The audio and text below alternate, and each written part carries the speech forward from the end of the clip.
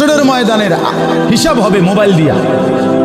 মোবাইলে যদি জমা থাকে তাইলে কবরের আযাব মাফ, আর মোবাইলে যদি না পাওয়া যায় তাইলে কবরে আযাব হবে।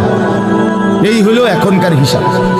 এই জন্য যা দেখি, যা যখন যেটা সামনে পাই, আজকে আমাদের মাথায় ঢুকায় দিছে, যেটা পাও এইটারে মোবাইলে ধরে রাখি, মোবাইলে উড়াইবা। কারণ হাসরের ময়দানে প্রত্যেক ফেরেশতা প্রত্যেকের শুধু মোবাইলটা জমা নিব, এবারে মোবাইলটা কম্পিউটারে চেক দিয়া ব্যস্ত দুজন।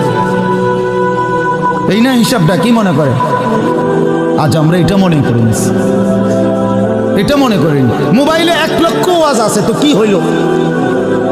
মোবাইল আপনার 100 হুজুরের লগে আপনার একটা ছবি আছে, তো এরপরে কবরের আযাব মাফ। কথা বলেন না? হাসরের ময়দানের বিচার আচার মাফ, তো কি হলো? কি হলো ভাইয়া? আল্লাহ আমাদেরকে বুঝ দান করেন। এজন্য ভাই আমি বললাম, এটা আল্লাহ তাআলা আমাদের কাছে তাকওয়া চায়। এখন তাকওয়া কি? এই যে আমরা বলি আল্লাহকে ভয় করো, আল্লাহকে ভয় করো, আল্লাহকে ভয় করো, মানে কি? তাকওয়া মানে কি? তাকওয়া মানে হলো আল্লাহকে ভয় করা, মানে হলো 2 জিনিস। হাসরের ময়দানের হিসাব হবে মোবাইল দিয়া।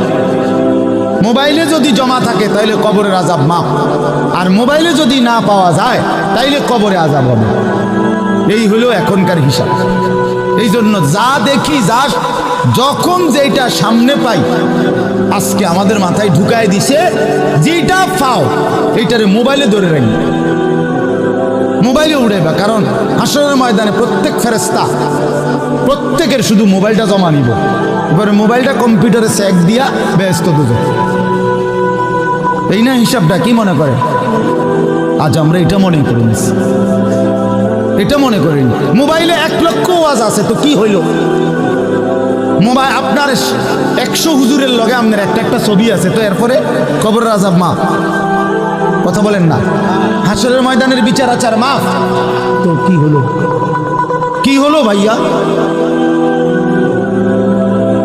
আল্লাহ আমাদেরকে বুঝ দান করেন।